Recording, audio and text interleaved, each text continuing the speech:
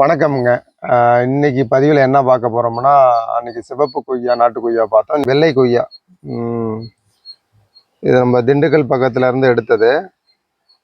இதுவும் அருமையான ரகம் தான். கிட்டத்தட்ட ஒரு 30-35 வருஷத்து மரம், நல்ல மரம். ஏற்கனவே அவங்க தோட்டத்தில் இருந்தது, பழைய மரம் ஒன்று இருந்திருக்கு. அதுக்கப்புறம் சாப்பிட்டு போடுறதுல கீழே தானா இயல்பாக முளைச்சி வந்து மரமானது. பழத்தை காட்டுமா, பழத்தோட வடிவம் இப்படி தாங்க இருக்கும் பாருங்க. சைஸு, பழத்தோட வடிவம் எல்லாம் அப்படி தான் இருக்கும். இது வெள்ளை கொய்யா. லேசான ஒரு கூம்பு வரும். நம்மள்ட்ட இன்னும் நீளமாக உள்ள கூம்பு உள்ளது சிவப்புல ஒன்று இருக்கு. இது லேசான கூம்பு, அது சிவப்பு, இது வெள்ளை. பாருங்க, அரிஞ்சு காட்டுறேங்க எப்படி இருக்குன்னு பாருங்க.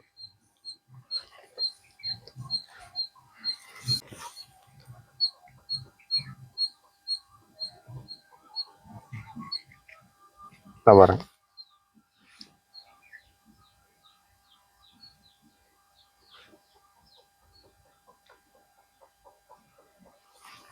இதுவும் விற்பனைக்கு ஏற்றதாங்க. ரொம்பவும் பொடுசு இல்லை, ரொம்பவும் சின்னது இல்லை, கரெக்டான சைஸ். இது இப்போ இந்த இருக்கிற காய் வந்து ஒரு 1.5 கிலோ காய்.